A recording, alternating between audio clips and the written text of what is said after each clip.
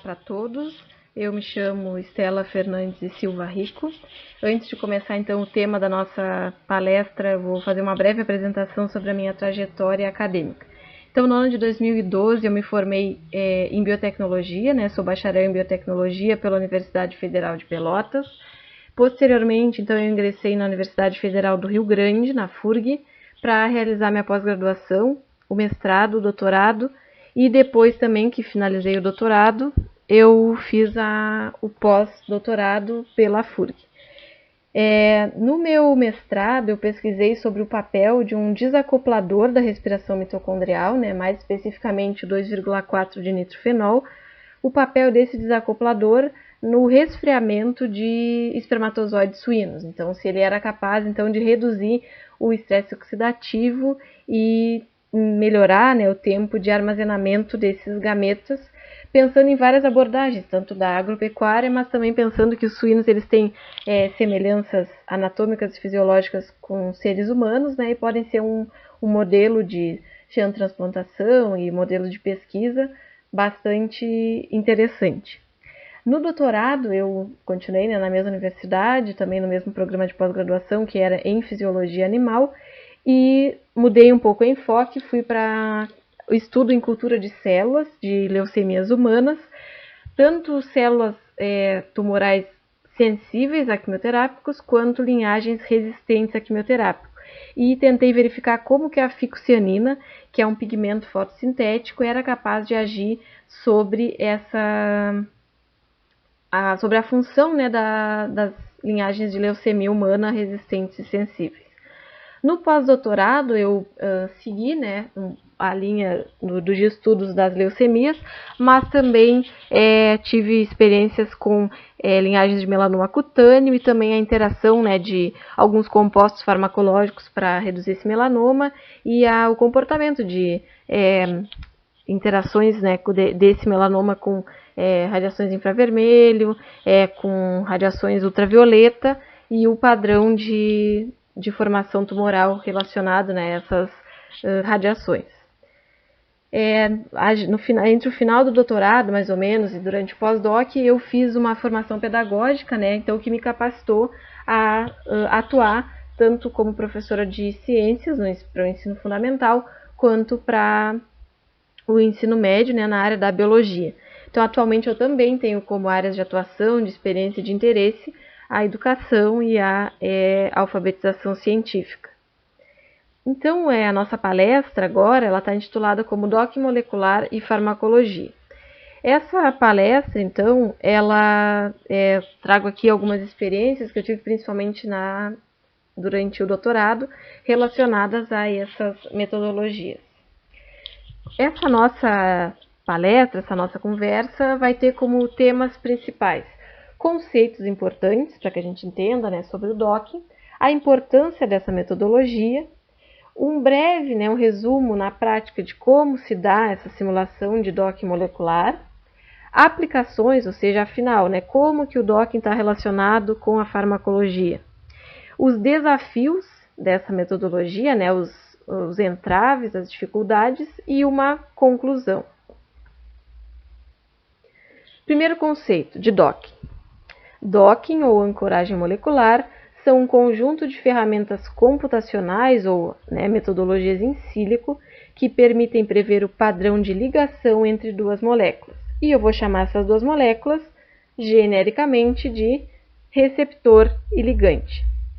Aqui uma breve ilustração mostrando a proteína, que é o meu receptor. Então, geralmente o receptor é uma molécula proteica, o ligante e a formação do complexo proteína-ligante. O que mais é importante a gente ter como conceitos, para entender as próximas etapas da palestra e também para uma possível pesquisa na área. Geralmente, o receptor se trata de uma estrutura maior que o ligante, uma molécula maior e geralmente uma molécula de origem proteica. Então, na prática, seria, por exemplo, uma enzima pró-inflamatória, seria uma proteína superexpressa em células tumorais, seria o alvo que eu estou querendo atacar, que eu estou querendo modificar com o meu fármaco. enquanto o ligante tem uma natureza bioquímica diversa. O que eu quero dizer com isso? Ele pode ser um glicídio, ele pode ser um lipídio, ele pode ser um peptídeo, ele tem uma natureza bioquímica diversa, só que o que determina que ele é meu ligante é que ele é um pouco menor que o meu receptor, né, ou bem menor que o meu receptor, dependendo do caso, e na prática o meu ligante nada mais é do que o fármaco que eu estou estudando. Então, a proteína ou receptor é o alvo farmacológico, é o local na célula, a estrutura que eu estou querendo, de alguma forma, modificar a função que eu estou querendo afetar, e o meu ligante é o fármaco, a molécula em questão que vai fazer a ação sobre o meu receptor. E o docking é a metodologia computacional que vai verificar como que esse complexo receptor-ligante se forma, se comporta, bioquimicamente. Por que o docking é importante? Por que ele é vantajoso, digamos assim? Tá? Então, o docking pode prever o grau de afinidade entre duas moléculas e assim determinar se um fármaco, por exemplo, pode agir sobre determinado sítio de ligação, predizendo assim sua possível ação. Então, eu posso, de repente, testar diversas proteínas-alvo e verificar que o meu ligante, o meu fármaco, tem afinidade pela proteína A, mas não tem afinidade pela proteína B. Então, se ele tem afinidade pela proteína A, que é uma molécula pró-inflamatória, e não pela molécula B, que é uma molécula tumoral, de uma célula superexpressa em célula tumoral, bom, se ele só tem afinidade pela proteína pró-inflamatória, possivelmente ele vai ser um fármaco anti-inflamatório e não um fármaco antineoplásico, né? Só um exemplo mais didático para a gente entender. Então, eu consigo ver através da afinidade que o meu fármaco tem, que o meu ligante tem com determinadas proteínas, quais serão possivelmente os mecanismos de ação, as vias celulares e onde que ele vai agir. Com isso, pelo fato de eu estar em um ambiente computacional, eu posso economizar tempo, eu posso economizar recursos e eu posso economizar o uso de animais. Porque aí eu não vou ter a necessidade, num primeiro momento, pelo menos, claro que a gente depois precisa complementar os estudos de docking com outras metodologias, mas em um primeiro momento eu vou conseguir avançar em algumas perguntas, tirar algumas dúvidas, utilizando o ambiente computacional, que tem um desenvolvimento bem mais rápido do que um experimento laboratorial, que vai envolver bem menos recursos financeiros, vou precisar basicamente de um notebook, um computador de mesa e acesso à internet, basicamente isso. E não vou reduzir o uso de animais, que tem essa vantagem relacionada aos comitês de ética de uso animal, de eu poder reduzir o uso de animais utilizando ferramentas in silico, ferramentas computacionais. Então, aqui bem breve, um passo a passo de como se dá uma metodologia de docking. Eu vou falar só dos bancos de dados e dos programas que eu tenho costume, tenho experiência para usar e para auxiliar quem tem interesse em usar posteriormente. Mas existem outros, mas eu não vou trazer aqui. Então, a primeira coisa que a gente faz é buscar a proteína de interesse ou receptor, Como que eu faço isso? Então, eu vou no Google, digito PDB, Protein Data Bank, e vou ter acesso a essa página aqui. E aí vou digitar o nome da proteína de interesse, tá? Então, esse é o primeiro passo, ver se existe no banco de proteínas, nesse banco internacional, que tem as proteínas descritas e o arquivo para simulação nesse banco. E depois eu vou ver se existe o meu ligante, se existe o meu fármaco de interesse. Eu já usei dois tipos de bancos, o Zinc e o PubChem. Eles são semelhantes até mesmo na forma de buscar as moléculas, tá? Então, pode acontecer de ter em um banco e não ter no outro, mas, enfim, essas são duas opções interessantes para a gente procurar o fármaco que a gente está tentando estudar. Pode acontecer de eu estar utilizando uma molécula muito nova, de repente, tem uma parceria com um laboratório de química orgânica que tem moléculas inéditas sintetizadas. Bom, aí é uma etapa um pouco mais complexa, eu vou criar uma nova etapa, que seria, eu vou ter que ter um baita conhecimento de química e também de computação e tentar fazer uma modelagem dessas moléculas, tentar simular elas só no ambiente in silico, sem fazer uma cristalografia da proteína propriamente dita. Mas, na maioria dos casos, em grande parte dos casos, a gente encontra as proteínas de interesse e os ligantes, a não ser realmente quando é um caso assim de síntese inédita, aí a gente vai ter que fazer uma modelagem das estruturas. segunda etapa, né? A gente vai fazer o que a gente chama de preparo do receptor e do ligante. O que é esse preparo? Então, na prática, tá? Vou pegar o exemplo do receptor da proteína. A proteína, a estrutura 3D de fato, né? Ela é isolada no laboratório de um tecido, por exemplo, e ela é cristalografada, ela é, digamos assim, congelada e ela passa por uma, né, difração de raio-x, por exemplo, e eu determino a estrutura 3D daquela proteína e traduzo ela para um arquivo de computador.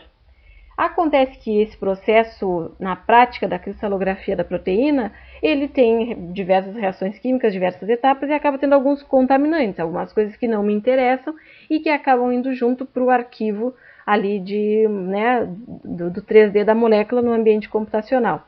Então eu gosto de usar o Quimera, que é esse programa aqui, para tirar os heteroátomos, os átomos que não são de interesse da proteína, que são restos da cristalografia mesmo. E depois, então, eu vou colocar no Autodoc Tools, que é o programa que eu estou acostumado a usar, para fazer, né, terminar de preparar esse receptor, né, retirar algumas moléculas de água, algumas outras moléculas que eu não tenho interesse, que não são da proteína em si, e verificar no ligante, por exemplo, né, tem a ver com esse preparo do arquivo do ligante também, verificar quais são os possíveis pontos de flexão da molécula, né, onde que os átomos podem se aproximar ou se distanciar. Depois, então, que eu preparei esses arquivos, né, que eu limpei a proteína, que eu verifiquei os pontos de torção do ligante no Autodoc Tools, eu vou executar o docking propriamente dito. Como assim? Eu vou ver realmente como é que é a ancoragem dessas moléculas. Não coloquei aqui, mas é com o Autodoc Vina, que faz parte do pacote, né, do Autodoc, e é por linha de comando, e aí a gente vai, né, colocar ali na linha de comando, que é simples. O ligante é tal, o receptor é tal, eu gostaria que fizesse uma caixa de tal tamanho. Como assim? Quando eu tenho a proteína, então, eu vou desenhar no ambiente computacional uma caixa que é o local onde o meu ligante, o meu fármaco, vai ter para se movimentar, vai ter para tentar se ligar. Em casos que a minha proteína-alvo, ou o meu ligante, né, o meu fármaco, a gente já tem algum indício de quais locais ele pode se ligar, eu já vou fazer uma caixa mais direcionada, por exemplo, nesse canto direito. Em alguns casos, que, por exemplo, eu não tenho a mínima ideia de onde o meu ligante pode ancorar, eu teria que fazer uma abordagem de docking cego, que seria criar a caixa cobrindo toda a superfície proteica para que o ligante tenha a chance, então, de ancorar em toda a superfície proteica. Tá? E a variável de tentativas, né, essa aqui, seria para ver quantas vezes, né, eu que calibro isso no programa, quantas vezes esse encaixe vai tentar ocorrer. Depois, então, que eu fiz o docking propriamente dito, eu vou analisar os resultados, visualizando os padrões. Então, vão acontecer várias ancoragens, né, várias possíveis interações químicas. Então, digamos que a posição 1 seja bem no topo da proteína, a posição 2 seja na região mediana e a posição 3 numa região mais inferior da proteína. O que vai determinar a posição que é a mais verdadeira, ou que é a mais biologicamente possível? A que tiver a menor energia livre de ligação, que a gente abrevia como FeB. Essa energia livre de ligação, ela, né, é produzida durante o processo de docking, a gente verifica ela. E o que ela significa? Quanto mais negativa, significa que, pensando depois no ambiente biológico, eu não vou ter que, teoricamente, imprimir nada, não vou ter que aquecer aquele sistema, não vou ter que colocar um catalisador, não vou precisar. Porque, se ela tem, né, no ambiente em sílico uma energia de ligação negativa, uma energia livre de ligação negativa, possivelmente demonstra uma grande estabilidade do complexo proteína-ligante ou uma grande afinidade entre a proteína e o ligante. Então, alguns exemplos de aplicações dessa metodologia. Então, na prática, né, como que o docking pode estar ajudando na farmacologia. Então, esse é um dos artigos que foi produzido no meu doutorado. Então, eu verifiquei como que a ficucianina, tá? A C-ficucianina, que é um composto natural, é um composto oriundo de cianobactérias, como que essa ficucianina ela interagia com transportadores ABC, tá? Quem são esses transportadores ABC? São proteínas transmembrana, presentes em células, existem células de algumas bactérias, mas assim, principalmente o nosso foco era pensando nesses transportadores de células tumorais, tá? Então, esses transportadores a gente chama de bombas de extrusão também. Então, esses transportadores ABC, eles gastando energia, por isso que eles, né, a gente também chama eles de bombas, eles fazem a extrusão, ou seja, fazem a expulsão do quimioterápico do interior da célula para o exterior da célula.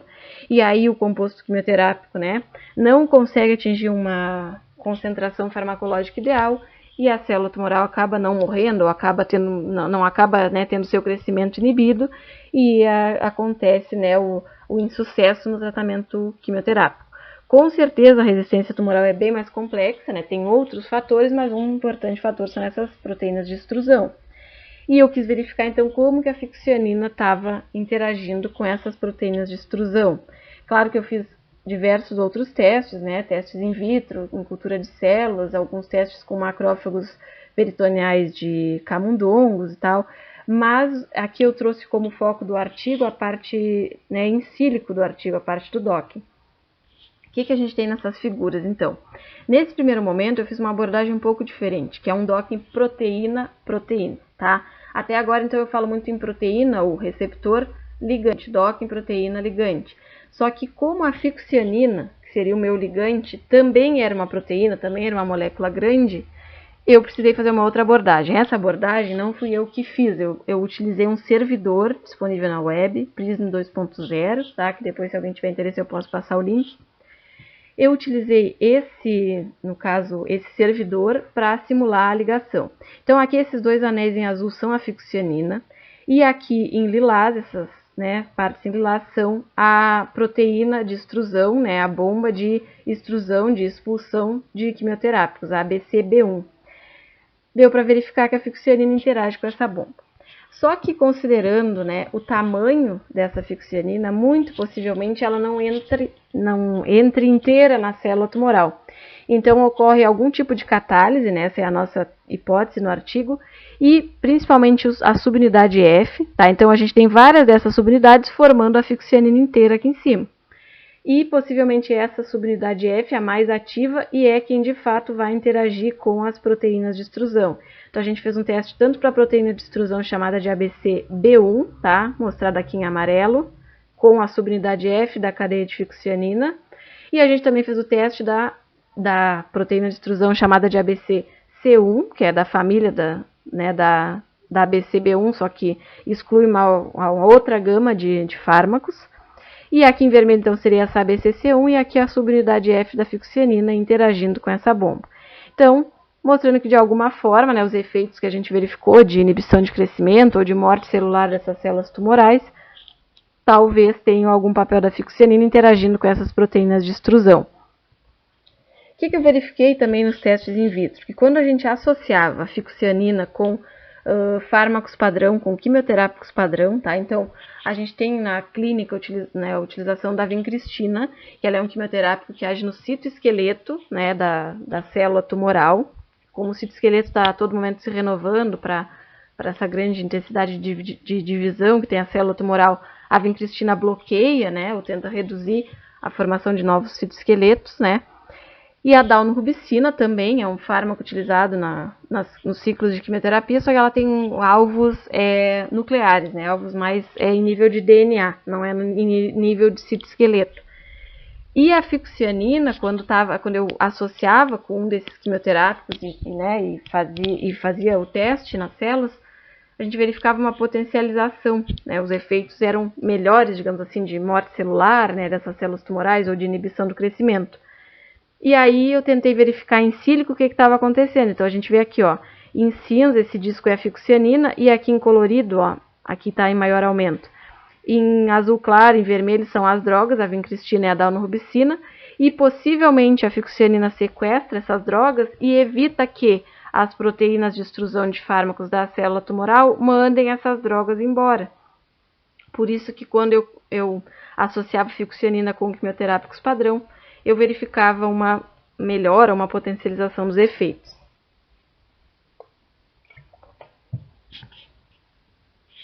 Aqui eu trouxe outros estudos, né, para a gente ter como exemplo, que a gente publicou num evento internacional de tecnologia e computação. Aqui mostrava como que a alicina, que é um composto oriundo do alho, e o própolis podiam agir sobre essas proteínas de extrusão, essas proteínas de extrusão de fármacos que contribuem para a resistência à quimioterapia. Então, o que a gente verificou fazendo, né, o DOC no Autodoc Vina?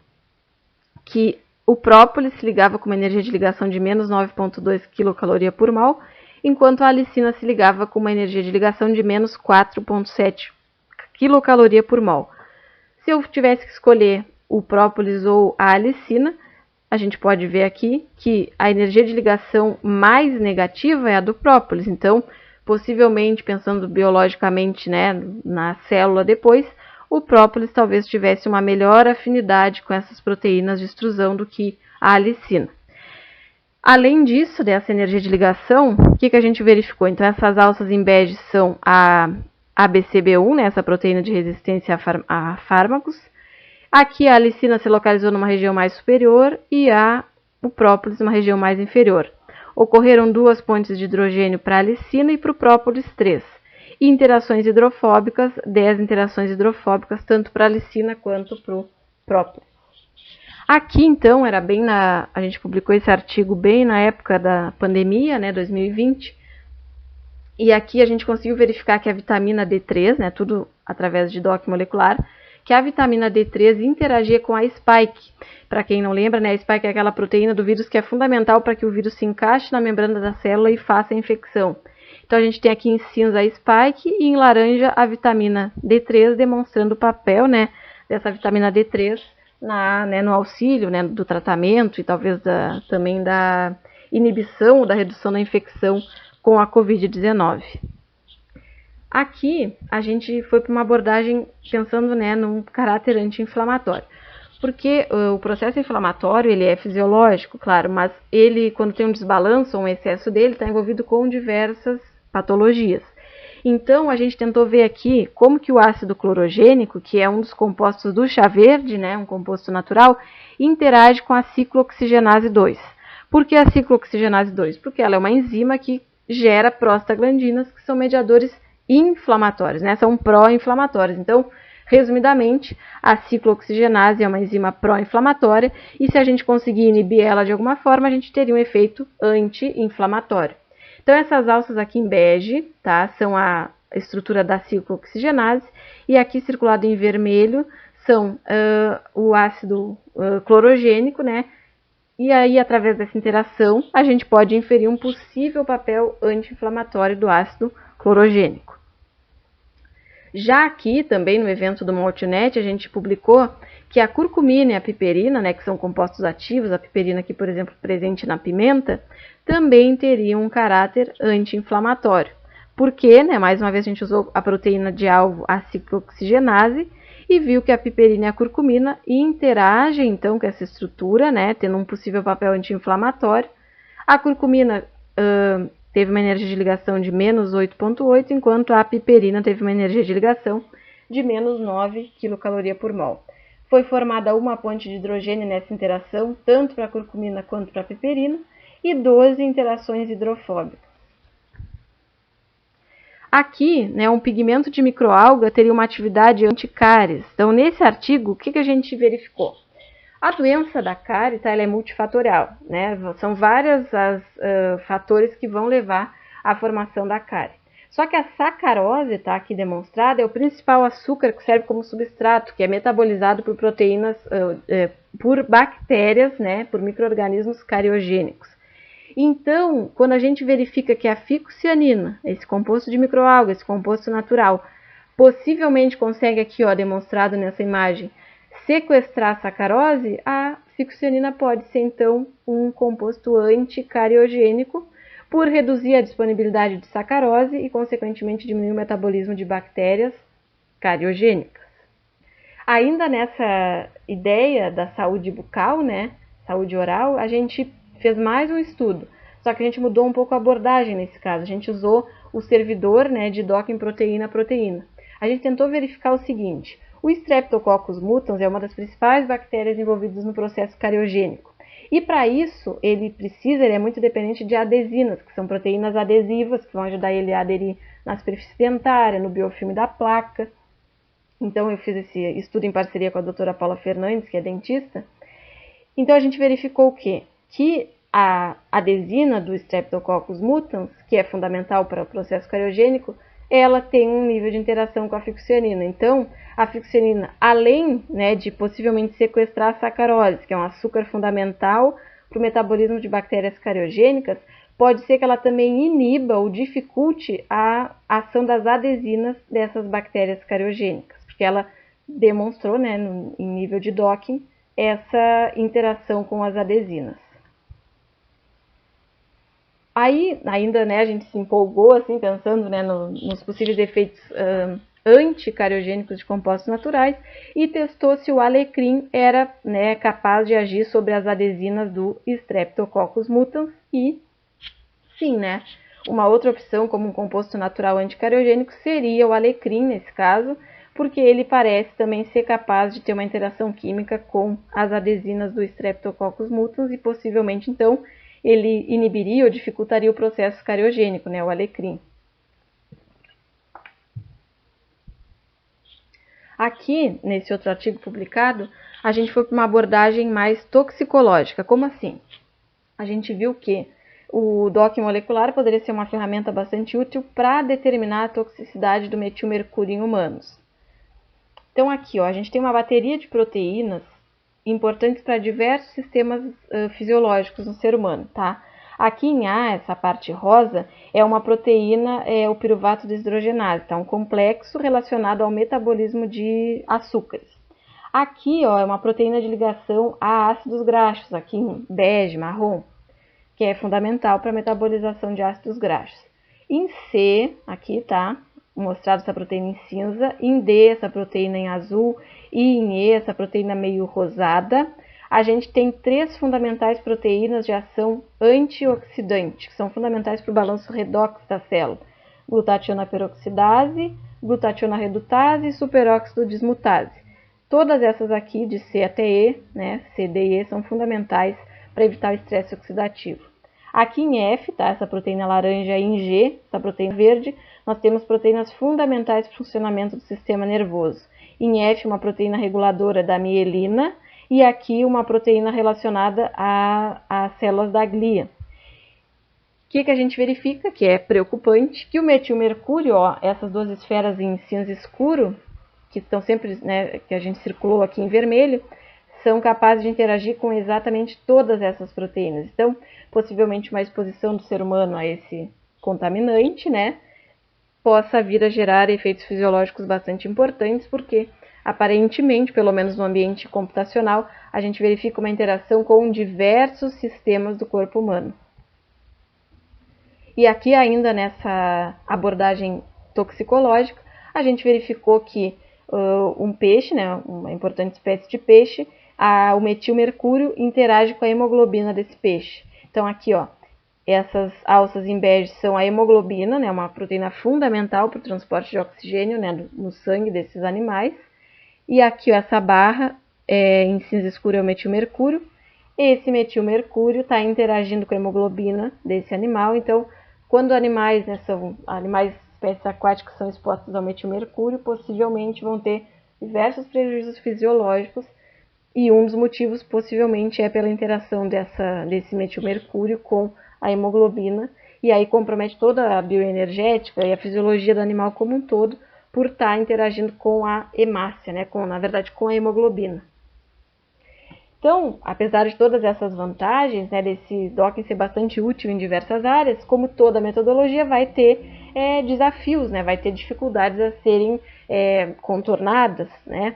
Primeira coisa, simulação do ambiente celular. Então aqui eu trago uma célula para a gente relembrar que a célula é uma estrutura bastante compartimentalizada, com diversas estruturas. E quando eu faço um docking molecular, o ambiente que está ocorrendo, aquela interação do ligante com a proteína, em alguns programas, né, pode ser o vácuo. Então eu estou ligando o ligante, o fármaco, num receptor na ausência total de matéria ali em volta, o que a gente sabe que quando isso vai para uma célula é totalmente mentira, né, porque uma célula não é vácuo. Ou eu posso, né, no caso, utilizar um ambiente ao redor, né, desse sistema de ancoragem do meu receptor, do meu ligante, como sendo água. A gente sabe que o citoplasma ele é um ambiente mais aquoso, só que ainda assim não é apenas água, né, que tem nesse citoplasma. Então, no momento que a gente simplifica demais, né, o ambiente da simulação do docking, a gente pode ter prejuízos se a gente for comparar, né, com o ambiente celular, porque é muito distante considerar ou o vácuo ou uma caixa d'água com o ambiente celular, né? Então, esse é um desafio do docking. Outra coisa, o tempo de ancoragem. Quando eu faço o docking, eu só tenho a seguinte resposta: essas duas moléculas interagem ou não interagem. Pode ser que não exista ancoragem nenhuma entre essas moléculas que eu estou estudando, pode ser que exista, mas eu não tenho nenhuma variável relacionada a tempo no docking molecular. Eu não sei se essa interação dura uma eternidade, eu não sei se essa interação dura milissegundos, não, o docking ele não traz essa variável de tempo comigo. E a gente sabe que, principalmente pensando no efeito farmacológico, a gente precisa de um tempo disponível de interação para que o efeito ocorra. Então a gente não sabe, né, o tempo realmente de ancoragem desse complexo. Então, o que a gente pode tirar de conclusão? O DOC é uma ferramenta para busca inicial em uma biblioteca de moléculas. Como assim? Imagine, então, uma síntese lá de compostos orgânicos inéditos. Eu tenho 20, 30 novos compostos orgânicos. Imagina quanto de tempo, de dinheiro, de animais eu usaria se eu já partisse logo para um teste desses 30, 20 compostos dessa biblioteca, já com células, já com animais, né? Então, a gente sabe que é bem complexo. Então, é muito indicado a gente usar o DOC nesse caso. Por quê? Principalmente quando não der ancoragem. Por exemplo, eu tenho uma biblioteca com 30 compostos e 15 desses ou mais não deu nenhuma interação com as proteínas-alvo que eu estou tentando estudar. E então, o que a gente pensa, né? Se no ambiente de docking, que é um ambiente simplificado, né, é uma caixa d'água, é um ambiente de vácuo, eu já não estou tendo afinidade entre essas moléculas, no ambiente celular, a chance dessas moléculas interagirem é quase nula, porque o ambiente celular é muito mais complexo, definitivamente mais complexo que o ambiente de docking. Então, se 15 desses meus compostos não tiveram interação alguma com proteínas de interesse, eu já não devo continuar os estudos, né, posteriores, como estudos em cultura de células ou animais, porque eu vou perder tempo, né? Porque eles já não têm afinidade química suficiente.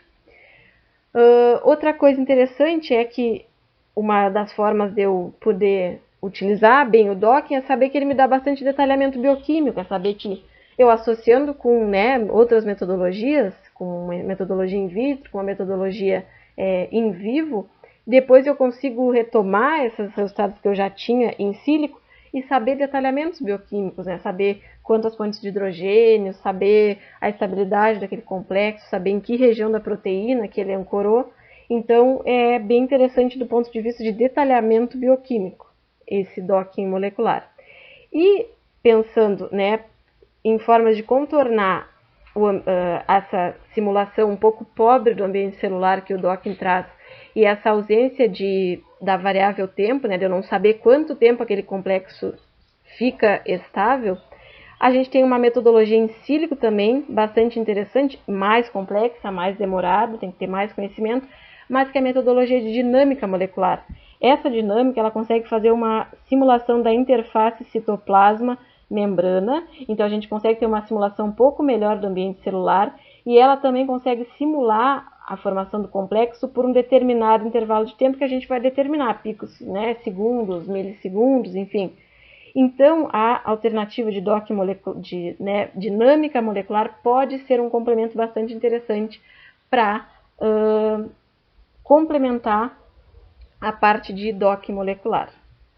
Então, espero que vocês tenham aproveitado a palestra. Esse é meu e-mail, estou disponível para retirar dúvidas posteriores ou, né, a gente fazer algumas parcerias para pesquisa. Não apenas na parte de docking, de farmacologia, mas também na área da educação. Muito obrigada.